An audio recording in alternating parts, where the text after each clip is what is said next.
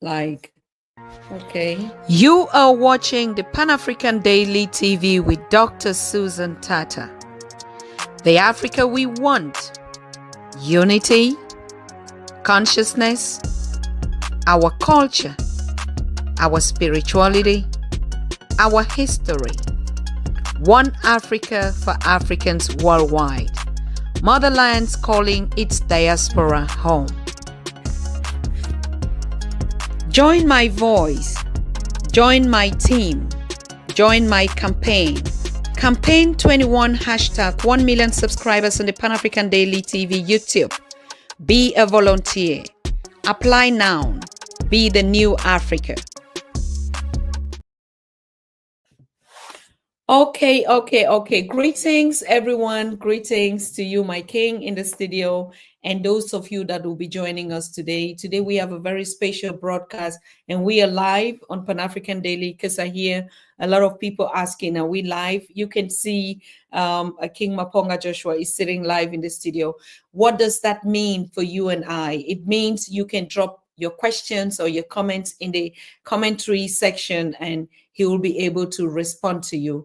Today, we want to talk about, or to continue the episode that we already spoke about with Professor James Small on culture and our spirituality, which is apparently coming up to be actually, like we're bubbling around just to find out the root cause of why we are here today and how we can continue the process. So we have our exclusive brother, our king, our mentor, our elder, and somebody that is actually, when we talk about culture and spirituality, has a deeper root of information, not just because he's an African from the continent, but of course, like he's an African spirituality god. That's what I read the comment when we posted, and people are like, this is who has to give us the directions about how we have to function. So like I said, if you're joining us, please make sure you keep the comments in the session, and I'll bring it live to him to answer. Today, we're actually streaming just on one platform, our Facebook Pan-African Daily TV and YouTube, our Facebook page, YouTube Pan-African Daily TV. But we are very good to go because we realize each time King Maponga is coming live, they reduce the distribution. So if you are joining us and you're live with us, please make sure you just click your button and share and invite one another so we can get answers to questions or listen to the lectures that he's going to be lecturing us or educating us on how we should be very, very particular about our culture and what particularly our spirituality. So we want to talk about Ubuntu-ness. What is even African spirituality to your understanding? How do you get self freedom? How do you get liberation through just spirituality? So thank you so very much, King. You're getting off camera again. I'm just moving so that my signal will be consistent. I feel okay. From where I was sitting, the signal was a bit dancing. So let me move closer to the antenna. Then we can have a better picture and a better signal. That is very that better? good because yes, I think it's much better. You're right, because it was not really showing. And yeah, what is this here? Something is not adding up here. But I can hear you loudly. I can hear you clearly. I can see you. Wonderful. I think we're even much closer to each other now because I tried to zoom in on on the screen. So how have you been? I mean, you have been I wanted to play a video recently where you were in the, I don't know, mountains or bushes or in the interior part of Kenya looking for cedar plant and seed, and I saw the tour guide showing you, some plants and stuff like that. But I think I'll still have to load that video so we can play it during the show and you can tell us exactly what was going on out there. What were you looking for in the forests of Kenya? Every time I visit new places, Every time I visit new countries and get to new environments, I always make it my point that before I leave those places, I take some time away from the conferences or from the talks, from the hotels, and shuttling up and down, and take some time and try and find the sacred spaces which are within those environments. So when I was in Zambia for the Luinda Tongo, I went up almost next to Congo there. We ended up in some copper mining caves, old caves, where they even believe the legends there that King Solomon came there to get the copper to build the temples in Jerusalem. The old people will tell you beautiful stories there. And when I was in Kenya, I was in Kitale, and asked them when I'm here, what is the most sacred and places that are around here? They took me to Mount Elgon. Mount Elgon is the second largest mountain in Kenya after Mount Kenya itself. And the Kalenjins, who are the tribes that are in the Eldoret region, believe actually that they are started off in Mount Elgon. So we went to Mount Elgon, and I, of course, like a disciplined spiritual person, you don't know everything. You ask from the people in the land, what is their sacred tree, what is their sacred rivers, the mountains, the caves, and etc. So yes, I had to be shown the oak trees and the fig trees and the teak trees and some of the spiritually aligned trees. And before we entered into those forests, we had to go via some of those places and report ourselves that we are in your region, we come in peace. And we did our small little ceremony there. They guided us. From there, we went on to see the falls that are in Mount Elgon there. We went on to see the caves that are in Mount Elgon. And lo and behold, at our arrival, the they call the Colobus monkeys, those white-bearded monkeys, the Vuzigen and the whitehead. Actually, my totem is coming from that monkey, the white-bearded monkey. The first two came to greet us when we arrived, and when we entered into the sacred caves there, the whole congregation were sitting on the trees there and branches, and it was also beautiful. I felt at home, and with a beautiful and wonderful experience in that cave, which keeps all the animals. Almost looks like Noah's Ark. You have the elephants, the tigers, the baboons, the hyenas. They all come and sleep in this beautiful colosseum, beautiful sanctuary. And that's where the elephants are licking salt. And then beautiful history there. And we enjoyed ourselves. So yes, I did Mount Elgon. And when I finished Mount Elgon, I ran back to Zimbabwe for a day. Then we came back into Tanzania, Buitima, where we went to Julius Nyerere's home of birth and where his grave is. We met up with the sons there, with other Pan-Africanists, including Mr. President, the young man from Uganda. He was very, very happy. We spent some time together. And from there, then I proceeded back into Kenya, where this time around, I was not taking any appointments, but I went to Mount Kenya, Kirinyaga, where I met the two oldest oracles around Mount Kenya. One is 81 years old, the other one is 95 years old. So they spent some time with me, teaching me, showing me, educating me about the old myths around the Mount Kenya stories and Mount Kirinyaga, and the establishment of a sanctuary for African nations at Mount Kenya. And I came back a day ago, back into Harare, fully spiritually recharged, but physically exhausted. Wonderful. You said something very pertinent, like when you were going in, and I saw the video. I'm still trying to see if I could see it here so I can play it because it was so fascinating. I mean, of course, I follow you, and I followed that trip down there. They were actually like they showed you some plants, and you just pick the nuts and throw them in your mouth. You didn't even bother whether that was poisonous or that was, you're like, we live with the trees among us. I mean, like, what is that kind of a connection? Us coming from the spirituality of nature Like you just embrace the trees, some you kissed them, some you hugged them, some you. Do you think in this Pan-Africanism that we're talking about, that our young people even understand when we talk about nature and they and you know, and what we all have to benefit from it? We cannot overemphasize the fact that without land, there's no spirituality.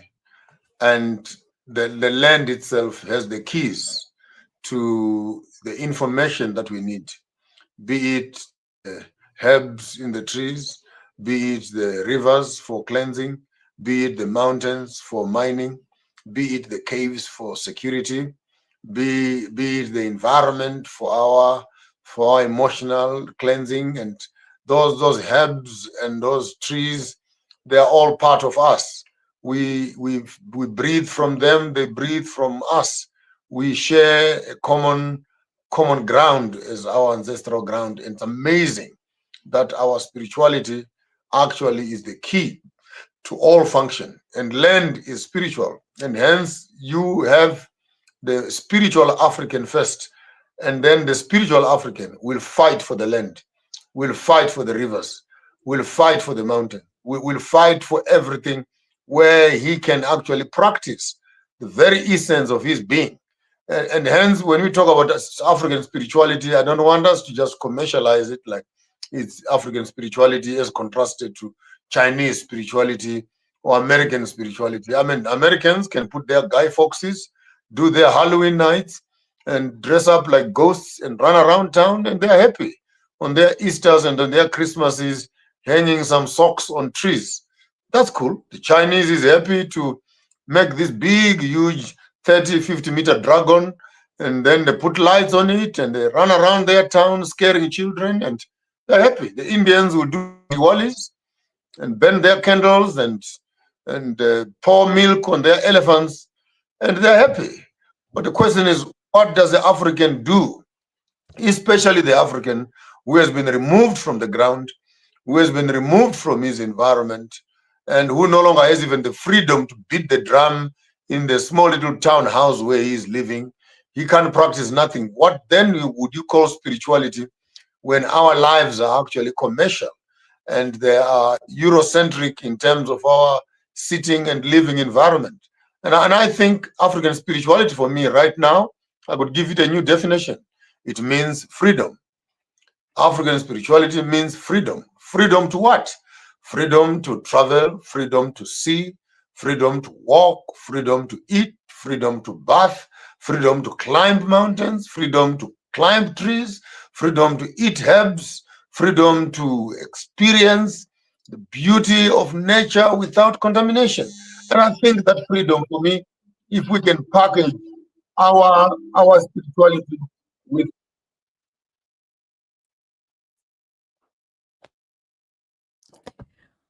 We just lost him. Give him a minute. I think his camera, he was trying to rotate something or stop him an incoming call, as you heard. But he'll be right back. And it's so interesting what he's trying to say, because exactly this is the new trajectory that we are on right now. We already experienced it with Professor James Moore when he said, hey, please, there's nothing that we've been fighting for, wars, political this, if you don't know your spirituality. Carry on, please. Yeah, because then the entire battle for the African is we are fighting for space. We are fighting for space to be. We are fighting for the environment to practice our well-being.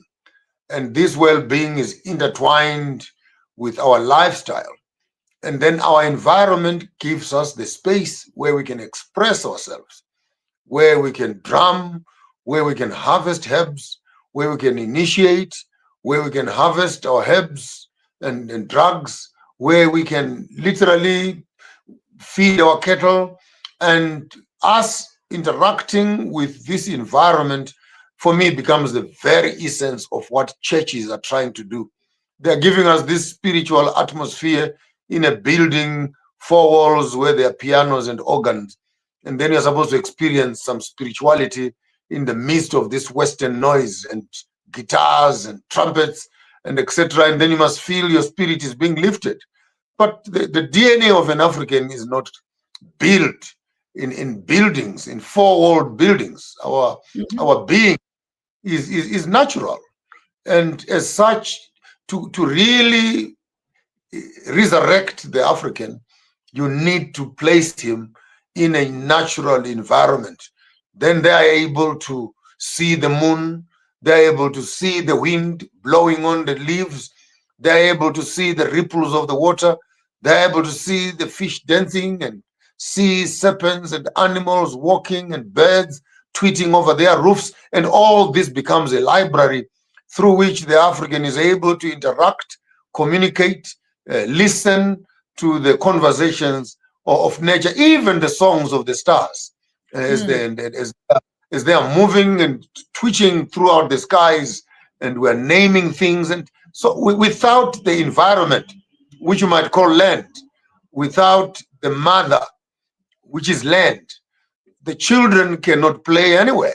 In a four-roomed house, in a flat somewhere in the corner of Blueberry Street and Manhattan, you can't say you're an African and you're enjoying spirituality because you can now light up a candle and burn some incense of some sort in your room, and then you say you're connected. I don't know. But for me, it is standing on top of Mount Kenya, seeing the expanse of the land.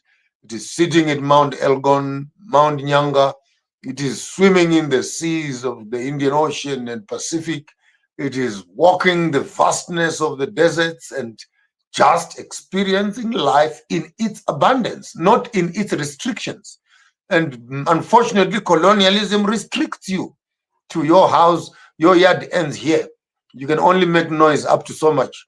You can only keep so many chickens. You can only keep so many cows. You can only have so many children. You can only have so many wives. You can only do this, and everything is almost like someone has written a script telling you you can only do this and nothing more. And I think many of the Africans are suffocating in this survival mode. And we are all trying to survive instead of living. And I think living is in abundance. Survival is in restrictions. I thank you. Thank you very much. The origin of an African man was like that.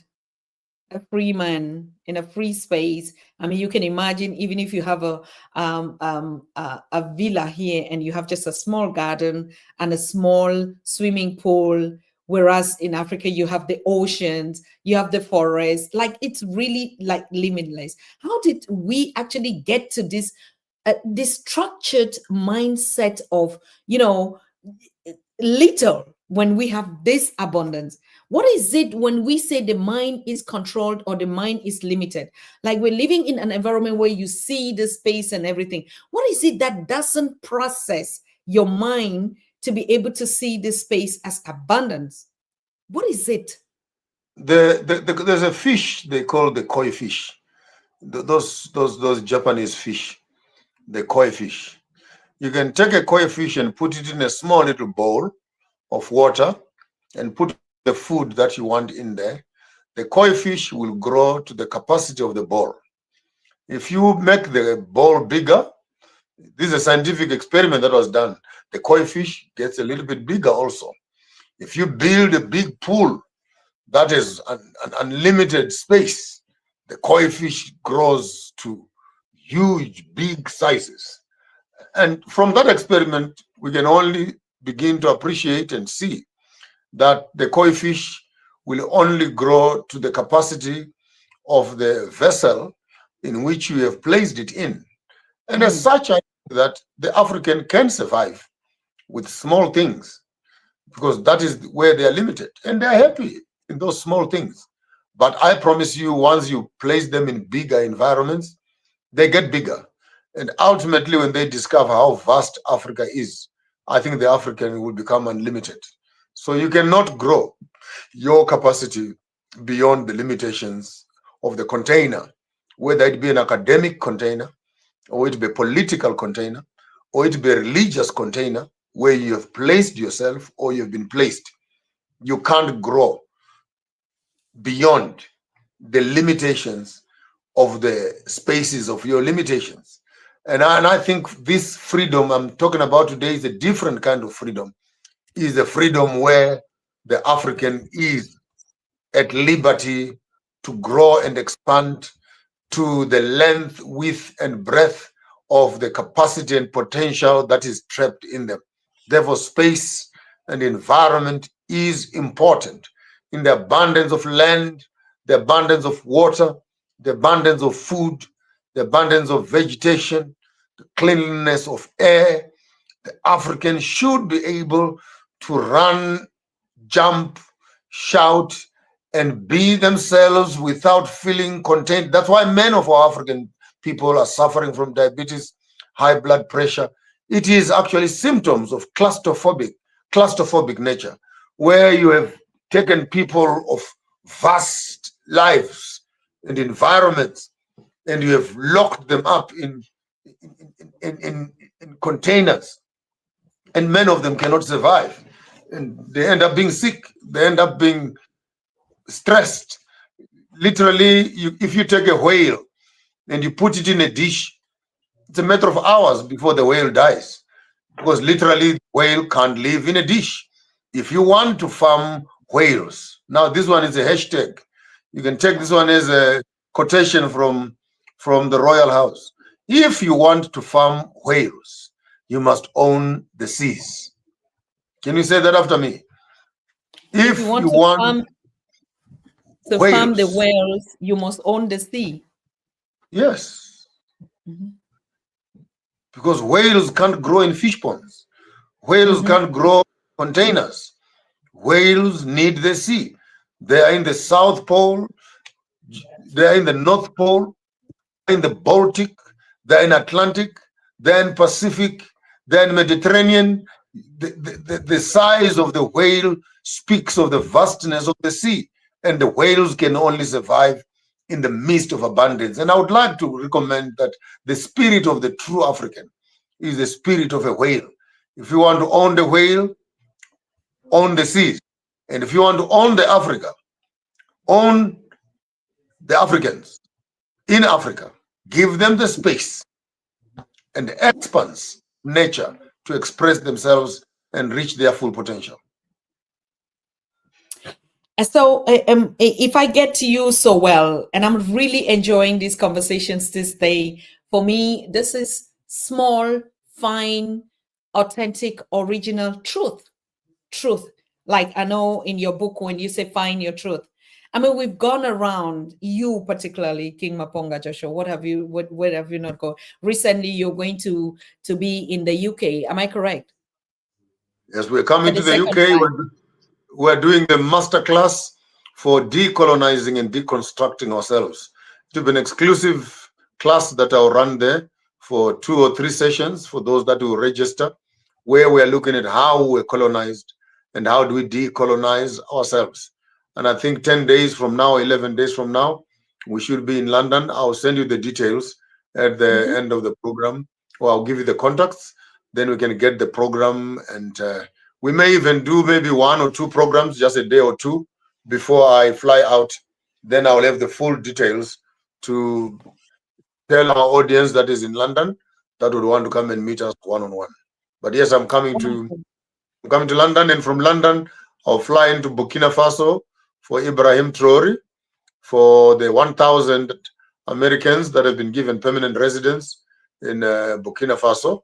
We have been asked by Traore to come and welcome them, Lumumba, Chiombori, and myself. And then from Burkina Faso, I'm heading into Congo for the inauguration of one of the kings there in Kinshasa. And so for the next 3 weeks, I should be out on the road again, doing some royal duties. Wonderful.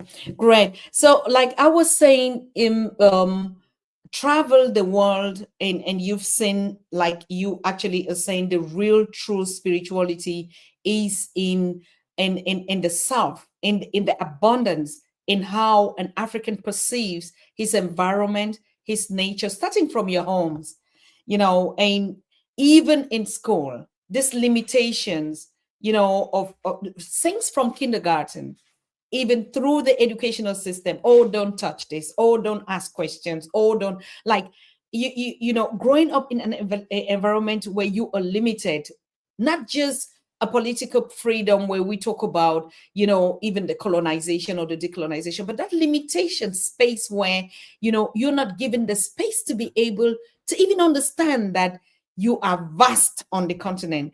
Is that what actually you're talking about? That freedom, that spirituality is freedom when you know your abundance?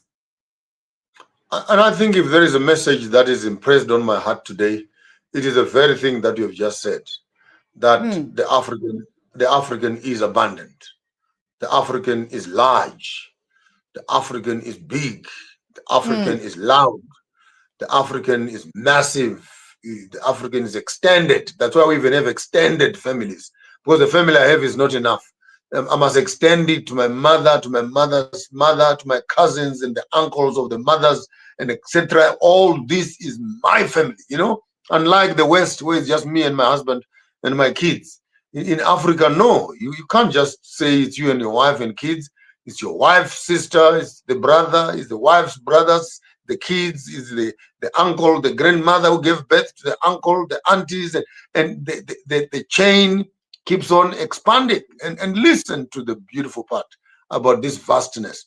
When you listen to our music, and then you see the kudu horns coming to dance, you see the animal skins coming apart, the whistling of the birds, the sound of the falls, the whispers of the forest, and all these sounds are now harvested into the music, the very essence of our rhythm, patterns, and dances. We imitate the animals that are in the forest, the springboks, you know, the baboons, and the monkeys, the birds that are flying. I mean, if you see the Rwandan dance, they are looking like those exotic birds, and etc. And you others are dancing like snakes, and I mean this and those who don't know this thing, they might think this is mystic or this is evil.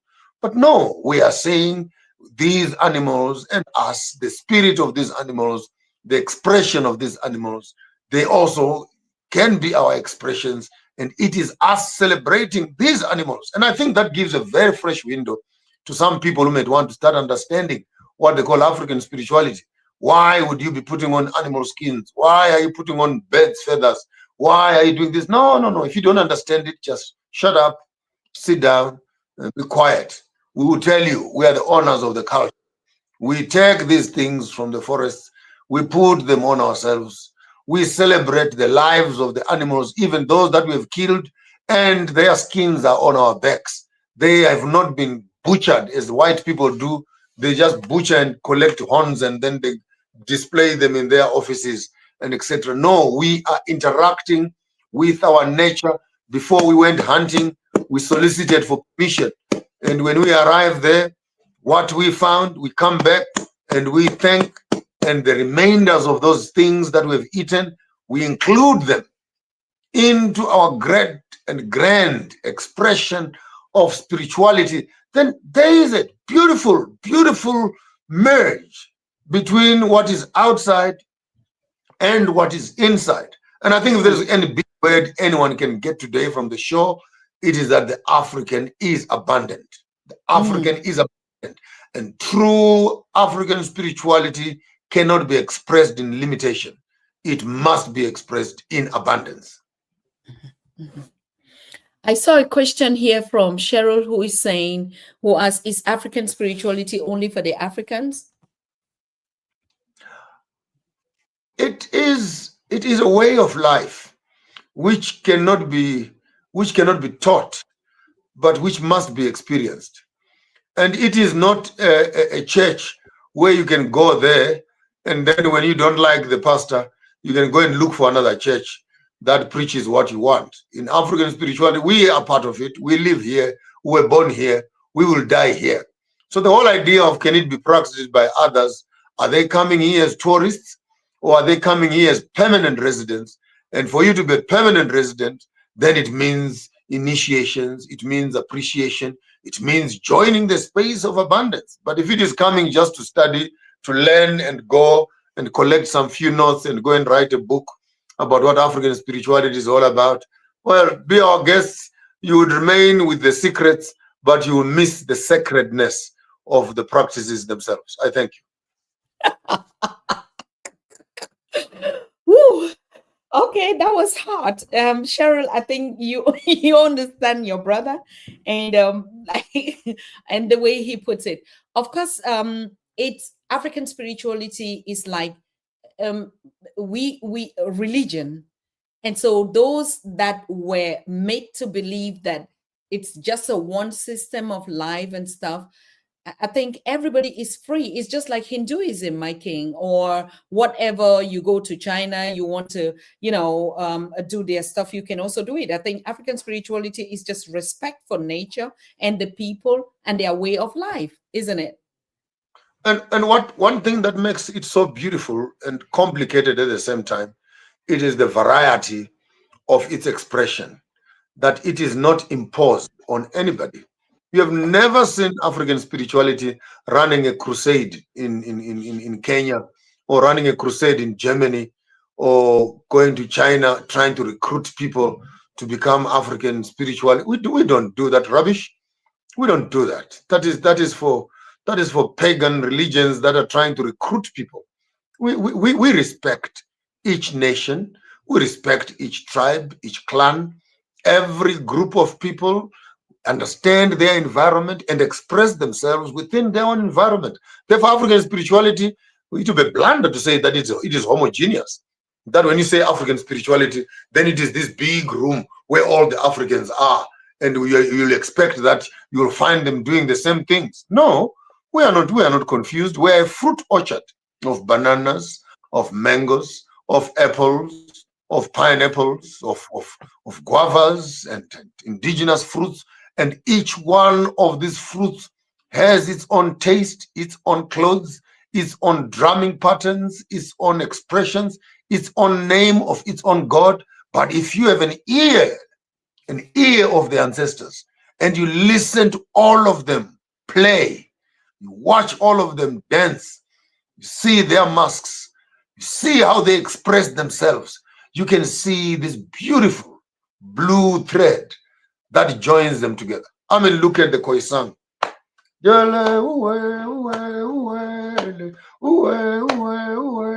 And you look at 1, 2, 1. By the time you have left the deserts of the Kalahari, you find the Botswana themselves dancing to the same beat. Same beat. You come to the vendors, you begin to hear the drum coming into the rhythm, and the dressing of the Zulus coming into the rhythm. And there you are, before you notice it, you are with the Igbos, you are with the other tribes out there, and the dance, the expression, the music just keeps on expanding. And for me as a musician in particular, and as a cultural observer, I hear everything. I hear it all. It is one beautiful song, and an ending song that joins and unites the continent together. And I think this is the beauty. This is the beauty of it. The beauty of it, where down one head, so that you can begin to have an aesthetic appreciation of the entire experience of what it means to be an African. It cannot be understood by an observer who is watching from the window. It can only be felt and known by those that are experiencing it. I mean, be it a wedding, be it a funeral, be it a rite of passage, be it rituals, be it the songs for harvesting, be it men that are digging boreholes or digging wells, or they are blowing their furnaces and they're doing it in rhythm and in song, be it the falling of the rain and the children dancing in the rain. You can't miss the rhythm and the beat that is actually in the African heart, that constantly connects us to the entire vastness of the universe. And I want to give you a new word today. This is what we call cosmic consciousness. Cosmic consciousness, where your consciousness is no longer just consciousness about your being. You're also conscious about other beings and other bodies of beings that are within the other bodies that are animate and inanimate. So be it a tree, you understand the consciousness of trees. be it birds, the consciousness of birds, be it water, the consciousness of water. You pour water on the ground, how does it know where it must flow? How does it know that I can't go this way, I must go this way? I mean, when you drink the water, how does it know how it is going to get into your bloodstream and etc. and flush things and go out? I mean, you cannot. You may look at it naturally and just think it's a natural process. I drank water and I went to the bathroom and I peed. But no, there's a consciousness where water knows its path, water knows its purpose, water knows its friends, water knows what it attracts, water knows what it must clean, what it must collect, and where it must take it to. At the end of the day, the air is conscious when you're breathing it. The soil is conscious when you plant in it. Water is conscious when you walk into it. And this, for me, becomes the cosmic consciousness, where when we bury our ancestors in the ground, they join this cosmic consciousness. Now we're no longer talking about trees, but these trees are sitting on the ground. The ground is sitting on our graves of our ancestors. The food that the bodies, the decayed, the decomposed bodies of our ancestors have now become part of the soil. The soil is the ground where we're planting our food. The food is what we eat. It no longer becomes food. These no longer become trees. This no longer just becomes, it becomes part of us. And I think this depth of appreciation of how interconnected the living and the dead, the walking and the sleeping, what do you call it? The beings and the other beings are constantly interacting with each other. And I think that concept of cosmic consciousness will then blow your head off to say, you're not alone. You can stand in a forest. You're not alone. The trees are looking at you. The ground is carrying you. The birds are singing at you. The animals are watching you. And this, you are part of them as they are also part of you. I thank you. Wow, I think you could just go on, because I didn't even want you to stop, because it's so big than we think. And we're living in this little space that has been created. Even politically in our minds, we're so limited when we talk about geopolitical, geographical politics. I mean, let's not divert that with politics. Let's stay on this point on what you're talking about. Anything that comes from the soil that is standing on the earth is a living thing. For instance, my king, your house. You leave your house, even though it's constructed and built and made, but the fact that it's built upon soil is a living thing, like what you're saying. When you leave your house just for a while and go for a vacation and come back, and if there's nobody staying in that house is as cold as nothing else. Why? Because the element of the energy that breathes into the walls that was there is a living thing. Leave a house or a compound, even in your village, and you come, it is ruins. Nature has taken everything over. But when you're living in that compound, even just your yard that you move, like you said, the steps that you move, the place, the lawn that you move in, there's no grass that grows on it. So I think this is where our liberation, like you say, comes from. Our spirituality can never be sold. Like I hear my brother Lasbon is always the one telling me, Dr. Tata, no, this is not for other people. The African spirituality is for Africans. The Jews will never share their thing with you because it's something that is in us. Go ahead, my king. You have put it quite brilliantly, that we the ground and us are connected, and the presence of life brings life. The presence of energy brings energy, and you being in a space, you are bringing that aura, you are bringing that energy into empty spaces, and you invigorate them, you empower them, you feed into them, they also feed into you. And this interaction of energy then works into what we might want even to term the convocation of spirits, where certain spaces would make you feel happy, certain spaces would make you feel sad, Certain people would lift up your spirit. Certain people will actually drown your spirit. And this constant interaction between the animate and the inanimate, between the environment and person, creates that very space where African spirituality stops just being an idea that we can be talking about, but a reality that we can call people to experience, to live in, and share. And we don't do programs like the colonialists would do. Let's stand, let's pray, let's kneel, let's collect offerings, let's what. It's a totally different. Hence, I've always found it difficult when people want to compare African spirituality to Christianity. Then I'm saying you can't do that, because the two are intrinsically exclusive. They are not even the same. And when you find people who are coming from Christianity, coming to African spirituality, they bring with them the small little briefcase of their programs. You know, let's pray, let's stand up, let's do offerings now. Let's you know, this programmed way of living, which is not intrinsic and rooted in relationships, rooted in permanence, rooted in vastness. To look at a child and say, I might not have given birth to this child, but they are the same age with my child, therefore they are my child. And a mother would actually walk up to that child and clean them up like their children. And I know some families, for example, in Kenya, where I just came back from now, during the times of war, or a woman is sick and she's very sick, she cannot take care of her child.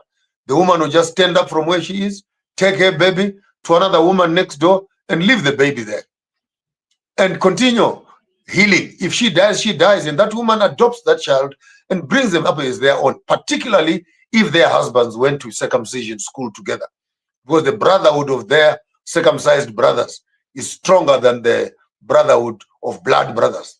Now, when you begin to lose this essence, in other words, the African culture is already extending your family beyond your bloodlines. So if 20 or 30 or 50 of you went for initiation together, the covenants, the struggles, the programs that you went through there bind you together even closer than your blood brother. And this creates for you another extra 50 brothers that you inherit who were not born by your mother, who can have authority over your house and discipline over you, even in the absence or in case of your death. They have a responsibility of looking after the children and the wives of those that they went to initiation school. Now, you can't write that in a book. You can't teach that. It can only be experienced. Therefore, when I begin to talk about it, sometimes people think, but I lose my mind. In African spaces, we don't have orphans. This is an imported concept from pagan white people. We don't have widows in Africa. Please. We don't have these things. We don't have unemployment in Africa. It's not true. We don't function in those small boxes of I'm unemployed. How can you be unemployed? In a village, in a home, there are cattle to look after. There is a field to plant. There's a roof to be thatched. There's a wall to be plastered. There is a garden to be weeded. There are children to be taught. There are cattle to be tamed. There are gardens to be cut. And you wake up in the morning and you say, I'm unemployed. I mean, my grandfather would take a whip and beat the hell out of you. I mean, find something to do, because there is enough work to do around this space, and this creates the community, the welfare, the interactions, the sources, the relationships, which foster what we might want to call the vastness of African spirituality.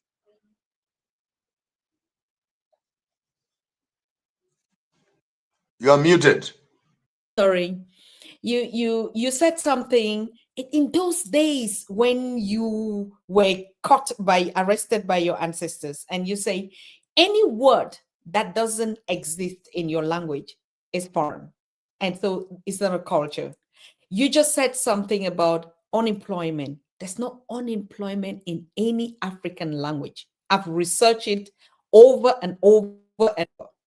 Okay, there's no widow in any African language. There's no orphan in any African language.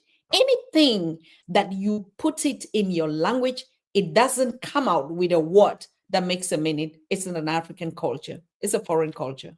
So exactly this point that you're putting. Now, I want us to begin to come down to the reality. We've been turning around Pan-Africanism for 5 years. I mean, when we started Pan-African Daily, a lot of platforms have been born into it. A lot of issues have been going on. We've talked about all sort of things, politics or economics or whatever. What Professor James said is, we wasted all the time going around looking for solutions. And this solution was within us. Our spirituality, the knowledge of knowing who you are, is the happiness, the peace, the liberation, the freedom, because it brings everything with it. It brings healing, it brings happiness. And if I'm happy, I'm healed, I spread it. It is impossible. We don't have toxicity, or we don't have hate, or we don't. If one individual is healed and free and is at peace, there's no way we can live with hate. There's just no way. I experience it. It is not possible. And we are never lacking. We're always in abundance. Just like I grew up in my village. There was nothing like a child who doesn't eat. You brought a thing. Any woman that was that lost to childbirth, automatically any woman that was breastfeeding in the village, that child was handed over to, and he just continues. The child will grow up to know this. My mother, it's the child of the village. Period. How did we get here? How are we going to live? Yeah. This is the wholeness, the holistic community structures, which are very healthy to bring up children, to bring up families, to bring up a community, because the love, the symbiosis, the interactions, the support structures are beyond the immediate. They are extended to the entire community. Is here to support you. The entire forest is here to support you. The entire sky is here to support. It almost feels like a conspiracy theory where you say everything that is around you is here for your benefit and for your support. And to build a community where we can begin to trust each other, that I will not hurt you, I will not steal from you, I will not kill you, I will not destroy you. I am here to add value to yourself and withdraw those services from me in a nice way, so that you don't exhaust me, because I still belong to others, as you also belong to others. And this interaction for me heals the African, where even if you're getting married, you're not marrying your husband, you're marrying the whole family, as it were. You're marrying the whole tribe, the dogs and the cats. They all become part of you. You're inheriting the land and everything that is around there. And the loneliness, therefore, cannot only be directed towards one little corner of a Western construct of I am here. You build your own structures around the estate and the families that you're walking into. And until you begin to appreciate this abundance of relationships, abundance of nature, you will suffocate yourself within the limitedness of selfish, my car, my wife, my house, my child, my cow, my field, and in the my business, you are lonely, because you are bound to lose those things. And when you lose them, many times you also lose your brains.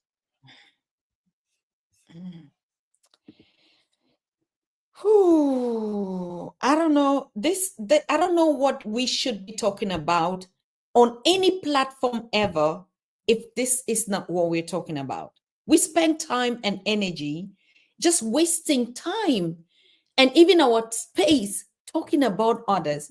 I think it's really the time, and we on Pan-African Daily TV, new era in everything that I'm doing, from my organization, the Africa We Want, the Pan-African Daily TV, our Africa festivals, our awards, Black Excellence, or whatever, and partners, and who. This is the new, and we should not end this Gregorian year going back into the same mistakes.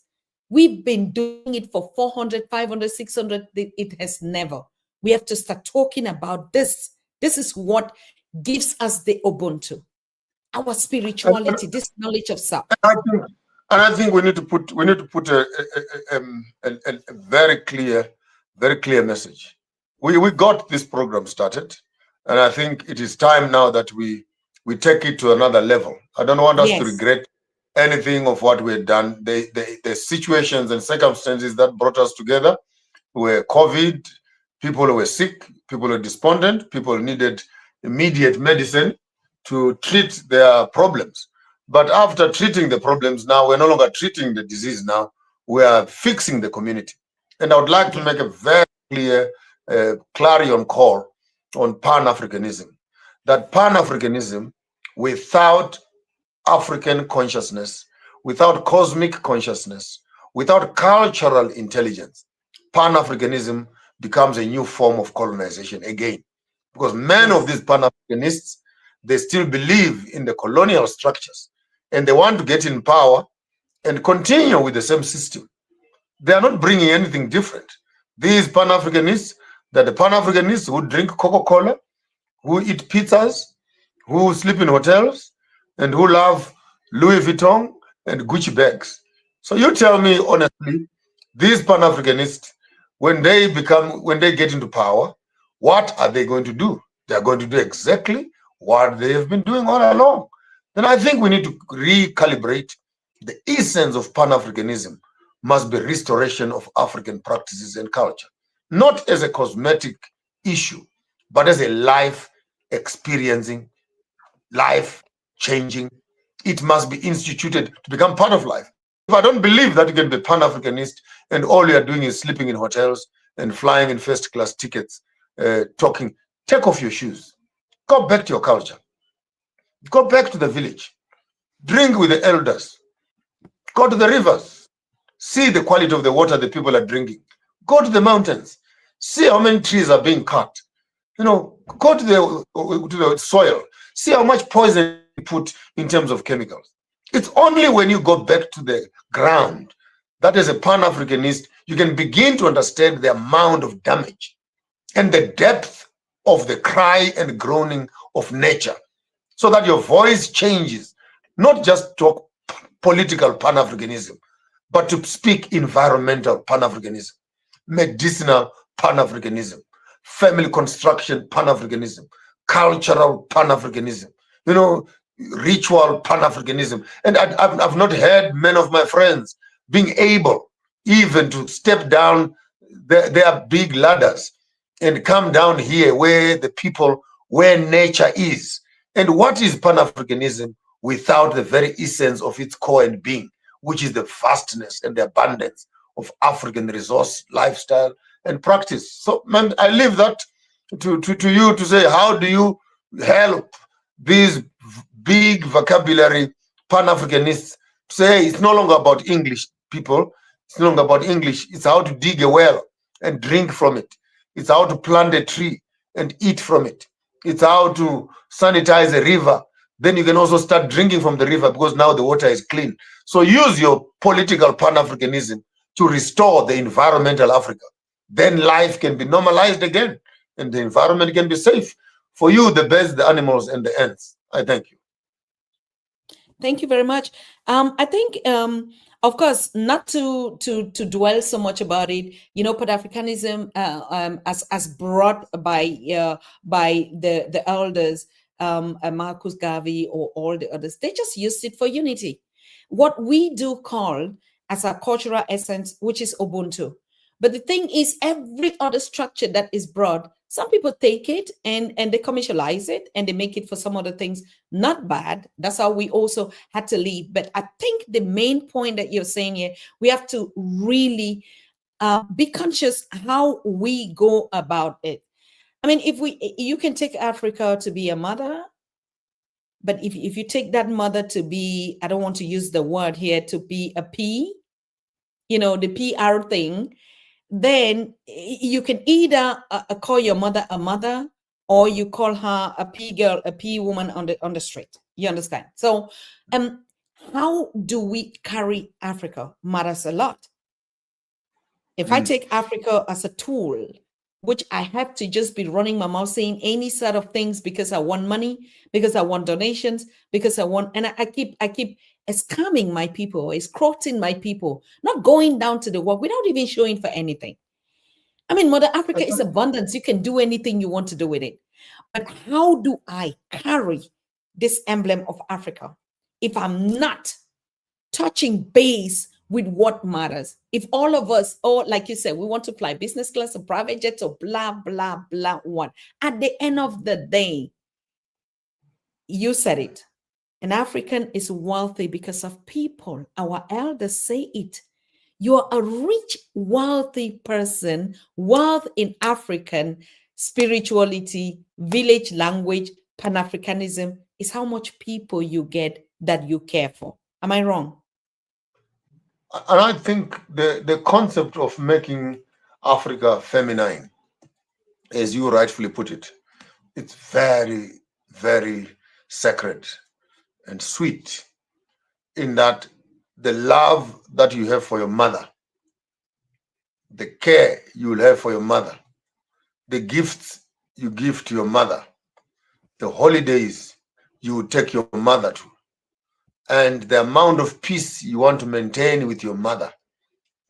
And in a small way, when we say the land and Africa is your mother, we are saying, can you transfer that affection towards your mother? What is it that you can give your mother?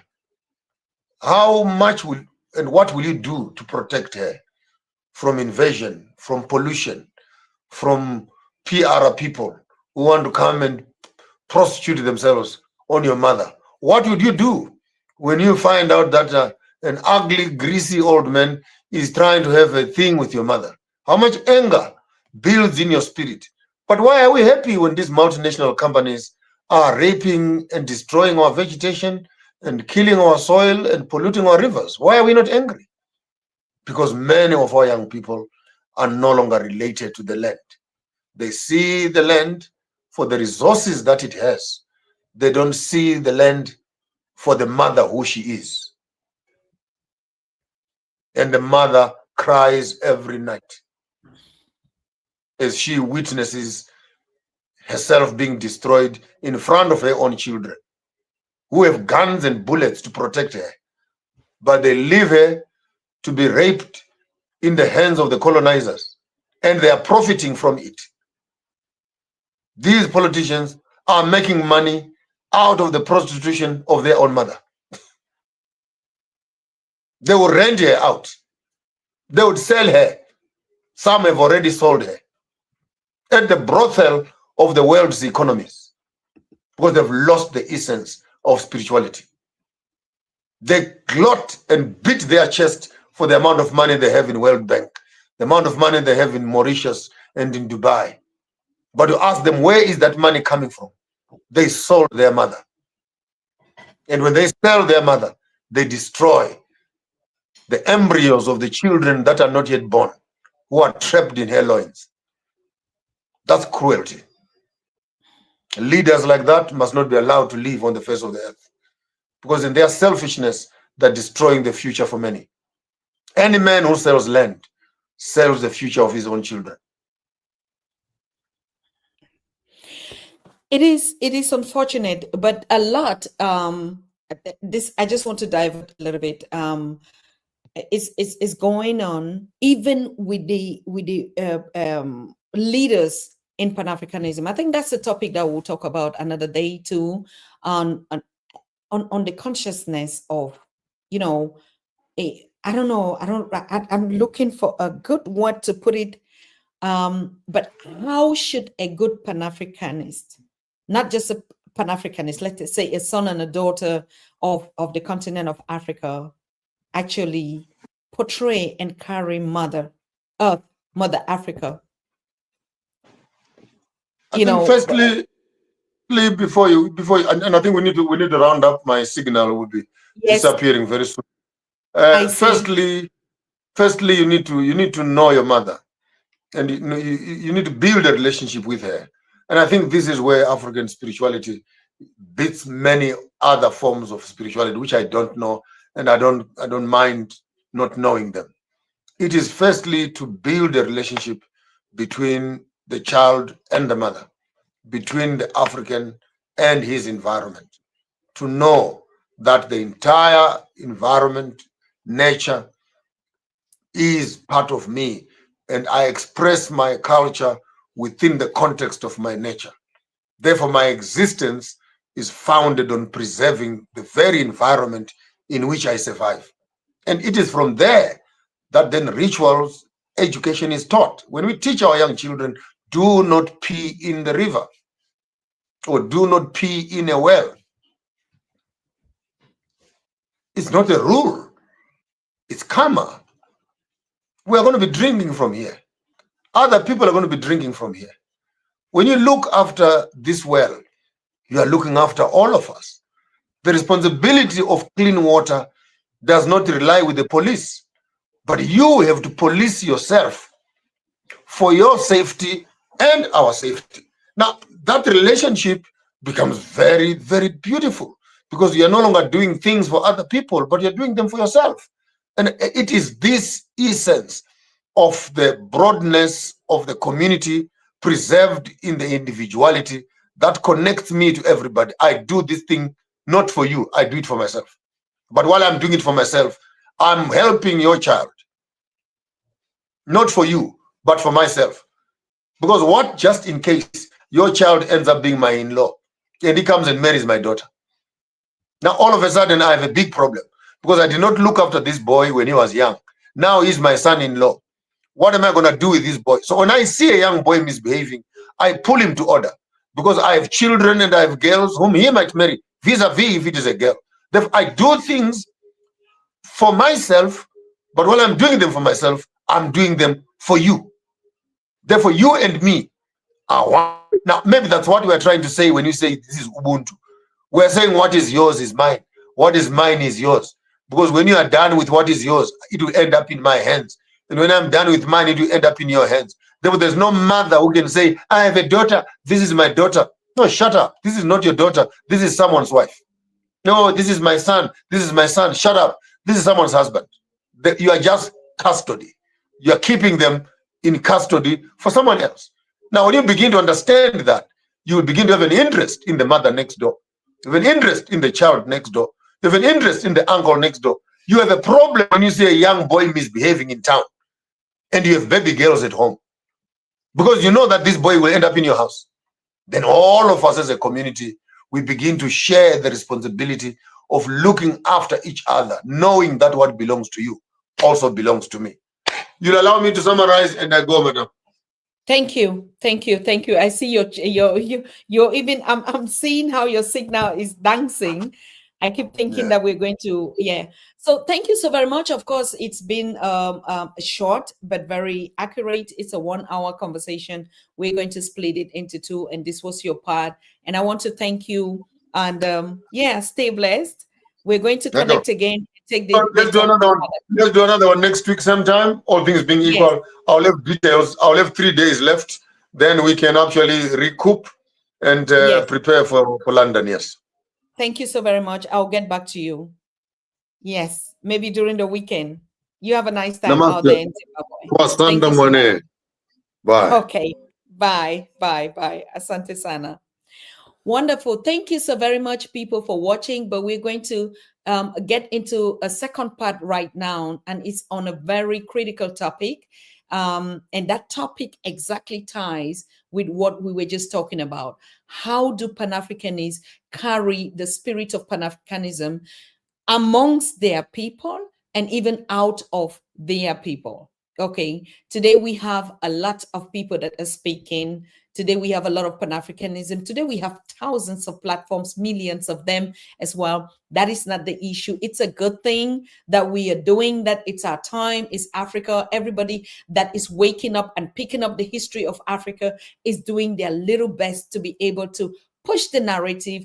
Oh, you didn't know this. Now you know. Oh, this history, they didn't teach you this, you know. Most of us go into research. They pick images online, or they go to artificial or African intelligence, what is called artificial intelligence, gather information and begin to share across Africa. All that is good.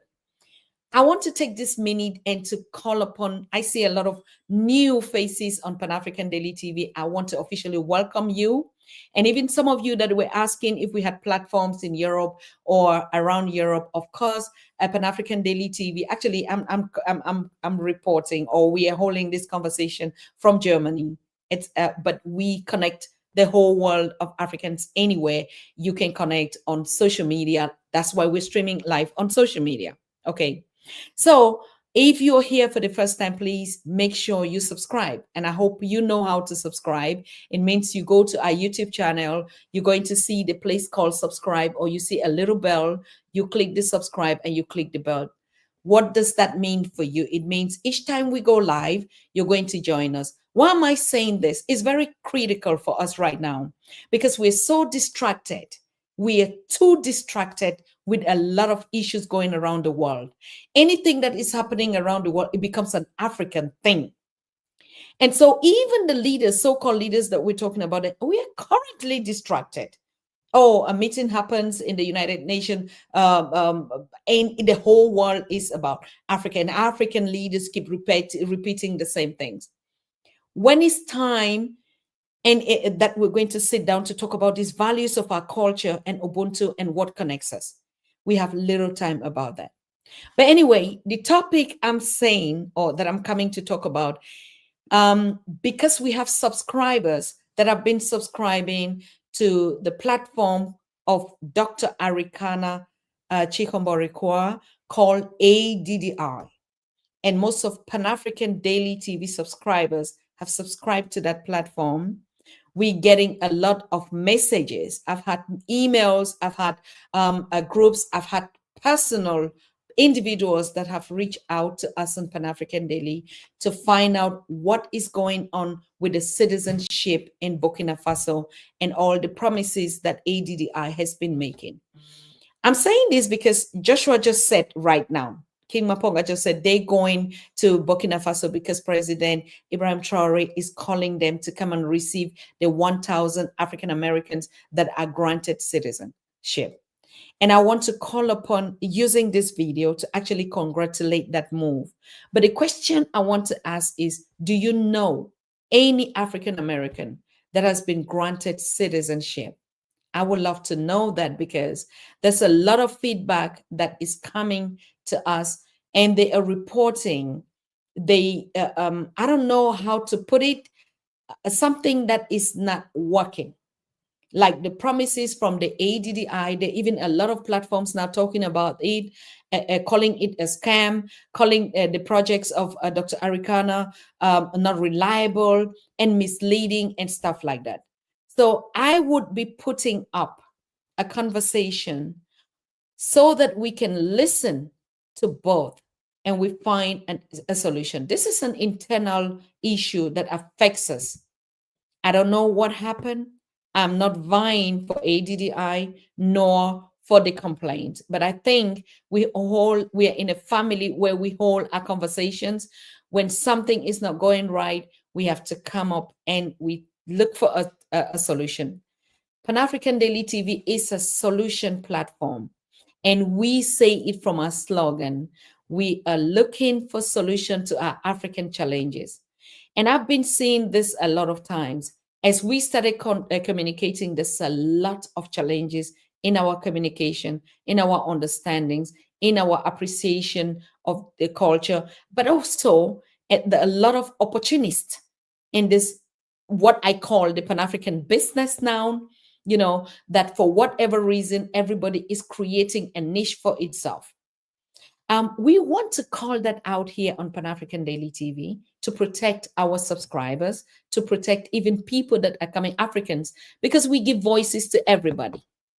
Now, I don't know both sides. We tried to reach out to ADDI for response. Up till now, we're still waiting for their response.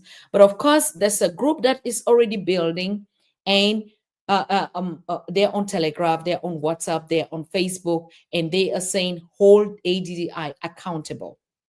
And most of these members reach out to us, and I'm struggling to get them on Pan-African Daily so that they can share their story.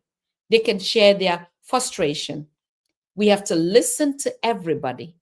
whether it's the top or the bottom. It's our role. When one family member is complaining in a family meeting, we have to all listen. We just don't have to discard the information and, oh, this is false, oh, this is wrong. I mean, I took my time to kind of like research some of the information. And from what we know, there is no citizenship that is granted in Burkina Faso to African Americans or to any other. There are regulations to get citizenship into any country in the world. Whether you're getting it from Africa to Europe, is the same procedure. And the best place to always go for this information is for you to do your research on the website of this government. You go to the tourism or to culture or how to travel in any country in the world, apart from those that are not available on online spaces, you're going to get this travel information.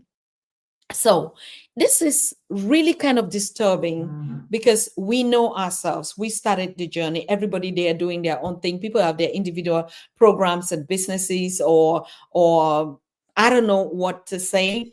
And that's okay.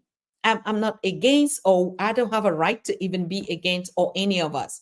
But we are just saying, if somebody is crying, and not one person, not two, not three, not so many of them, we have to give everyone the right to speak out so that we can begin to understand where is actually the problem coming from. Where is the challenge? Is it a challenge of miscommunication? Is it a challenge of inappropriate communication? Is it a challenge of not taking responsibility? Is it a challenge of so many things are going on? I followed a brother's channel who actually break this down, and this is so disturbing because the things and the emails.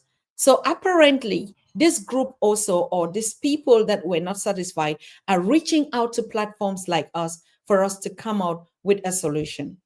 But the thing is, I kept asking, did you try to reach out? And they say, yes, they didn't get any information, no proper, and they had to pay monies for registration and stuff like that. So I think, my brothers and sisters, this is something we have to talk about. Pan-Africanism, it doesn't mean we have to cover up our own trash and always talk about some others.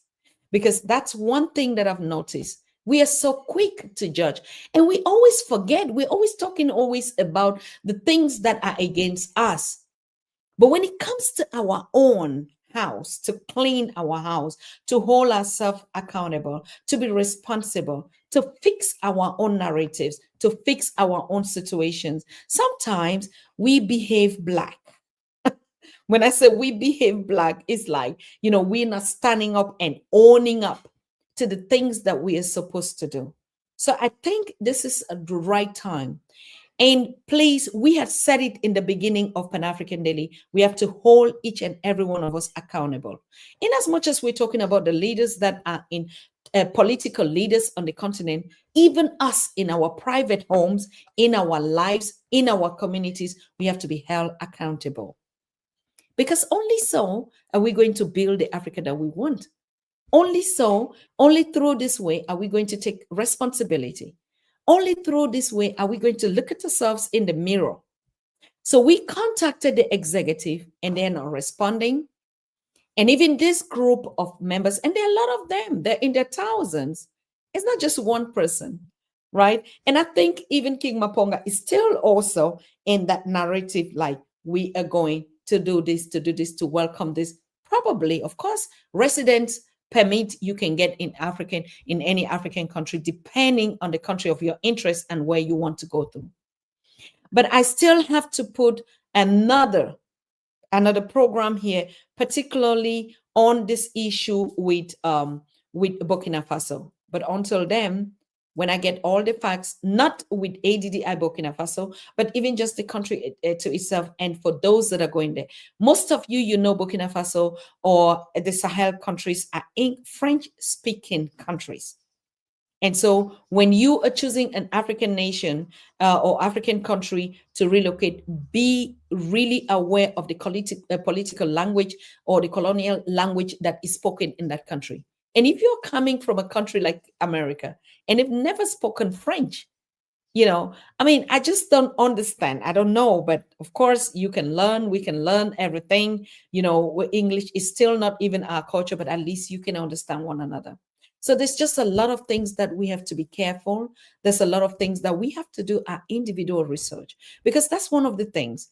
Yes, I know trust is good, and we need to trust each other. We need to trust our leaders. We just from speaking with a leader who is actually saying that. We need to build that trust among us. But of course, because we are still coming from the point of healing, please just do your individual research. It's easy. Call the Burkina Faso embassy. They have their lines, they have their emails, they have everything. Now, this program is going on. How can I be a part of this program? Facilitators, we do, like me. All I do here is facilitate conversations and contacts. And most of all, whether it's the ADDI or PLO Lumumba or who, they've been a part of this platform. They've been the major connectors of this platform. Maponga Joshua meeting with Dr. Arikana, they're all Zimbabweans, but they never knew each other. They got to know each other on Pan-African Daily TV. Professor PLO Lumumba and Dr. Arikana, they got to know each other here. We've connected thousands and millions of people who go behind and do their businesses, which is good and fine. And that's my job. I don't want to put my mouth into people's businesses, what they're doing. But I think it's just but fair when something comes back to that very platform where we do know where they got the connections here. We are not covering up anything. We're not covering up any government or any individual or any institution. So do I also. Do your due diligence on my work, on my organization, on my interaction with my community. Of course, I'm born and raised African from the village, from Africa, but I've been living in the diaspora for close to 25, 26, 27 years. And so it's trackable. We should not just go around just speaking. We have to be measured with the things we do. How we treat people matters. If we cannot treat a family member or a simple platform, we can never build a nation. And so we have to hold ourselves accountable. We have to do that. Do due diligence on each other. And I know the business of nonprofit is not as easy as people think. People always think, oh, charity, philanthropies, these are accolades or qualities that qualify you to be a good person. No, it is the most difficult business to do. It's the most difficult thing. How much people donate, whether they donate a $5, you have to be accountable for it. But all this is too much work. Because for somebody to donate and for you to do the work that you're doing, it's two different things, right? And then imagine people who pay to subscribe to a service and don't get it, and they are dissatisfied, and it's not one, it's not two, it's not three, then we have to be held accountable. So I'm just giving out this message because I know this video will go around. It might reach the executive board of the ADDI. It might reach even Queen Dr.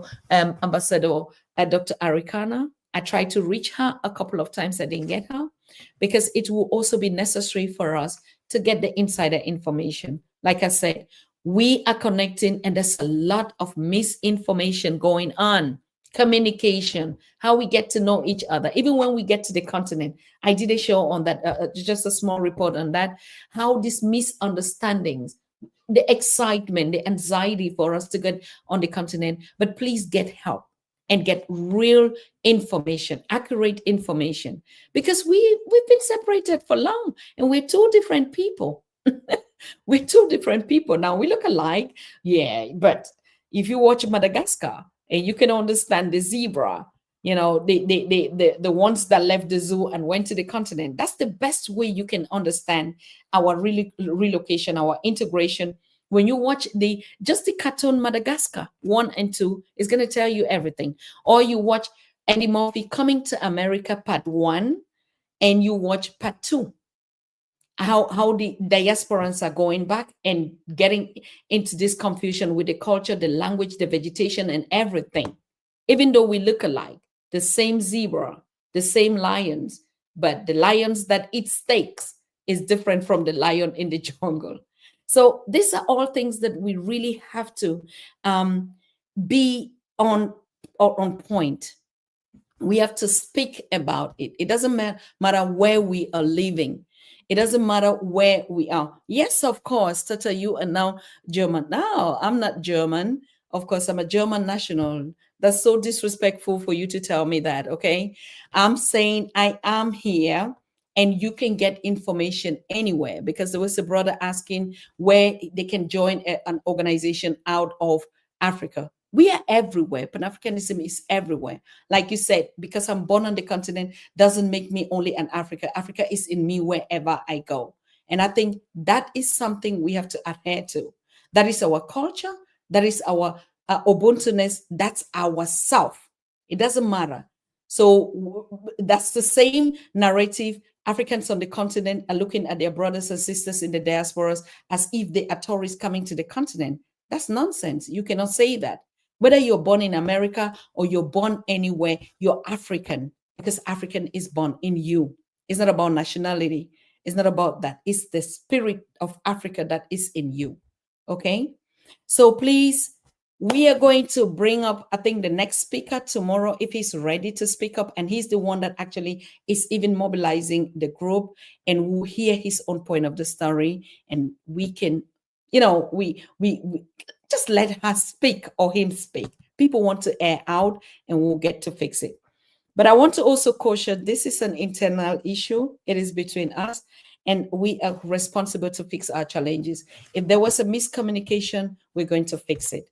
If there was any other something, I think ADDI is responsible to do a reimbursement or whatever situation is going out there. I'm not responsible for that, and nobody should hold me accountable for that. But of course, I do bring your consent to the global family here. And I think it's just a good thing for us to sit together and talk about it and look at where this issue is coming, so that we can look for a genuine and a beautiful solution. So I wish all of us a nice evening, and thank you all for joining. We're going to see us tomorrow. If we are having this guest from from this background, if not, we're still going to meet here in the coming days to continue our conversations on culture and spirituality, which is the backbone and the essence of our freedom and our liberation. I truly believe it, because I'm so free and I know what it tastes like. I know what that tastes. When you look at your past and you look at your present, automatically you just know what you're going through. And even this abundance is not only on the continent. In as much as you're spiritually African and in your Ubuntu-ness, wherever you live, you are abundance. Trust me on that. You don't need to go only in the forests of Kenya or any place. You have forests everywhere. You want to connect to nature, you can connect to nature everywhere. Of course, I do know some are man-made lakes out here and stuff like that. But spirituality and freedom and liberation and peace and happiness is free. And you can have it anywhere. It comes from your within. So we're not saying that everybody should relocate, but of course we do love us to meet on the continent and enjoy our mother Africa. And I just want to say one other thing again. It's not a disclaimer. And I'm talking to Sister Cheryl. You asked a question when Maponga said, earth or mother. I think when we constantly say mother or father here, we're talking about Mother Africa, not mother as a human mother. And when we say Mother Africa and call her a female, which she's called, and give birth, it means it's the earth that brings out all the resources that we have, whether it's land, water, sea, human beings, animals, and their species. So I think that spirituality in a feminine format and referring to Mother Africa is not a human being or that a man, but it's the female energy that circulates the whole universe. And it is Mother Africa. And it's not just called for, even the Europeans call her, Germans call it Mutter Africa. They say it. It's all over. It's known because it's a reference to earth and what the earth gives the whole world for us to consume. So I think we made that clear. That it was not about that. It was just actually not about man or woman or daughter or what. It was just about, the synonym to Mother Africa referring to Earth, Mother Earth. All right. So I want to thank you, and particularly our members. You see, Cheryl, and all the others that are in green is because, of course, they have a membership on Pan-African Daily TV. And you might be wondering, why are their names highlighted in green? Is absolutely because they are members. And you can get a membership on Pan-African Daily TV. You just need to go to YouTube and you click on the membership. You can get a membership and you become a member. What does membership mean? It means you can donate to Pan-African Daily, or you can contribute $5. I think that's the membership. Cheryl, you can remind me, or you can correct me if I'm wrong. Those are the type of memberships you want to get. And what is the use of membership? Membership is just like you support the channel to grow. You support whether it's internet or whatever things that we're doing, or you just support to say, if just listening to all these incredible speakers. None of our speakers ask us for money. None of them charge us to come and lecture to us. None of them. Exactly like you. Nobody is paying you to come here to watch, like we used to see talk shows in those days where people give money and they order it. No, we are just a family minding our business, drinking water, and try to bring our own solutions to our own challenges. So I want to thank any one of you for contributing in any way, whether you were just here chatting, you were just here holding the conversation together. You are a very great and responsible member of this family. So I want to thank you. I want to appreciate you. And please, please, please do not forget to subscribe. Do not forget to click your notification bells, and do not forget to buy your membership on Pan-African Daily TV. So we see us tomorrow. I will communicate. Watch out for the press. If not, you would hear from us who is coming live tomorrow on this question of ADDI. Thank you so very much. I wish you a good night. Bye.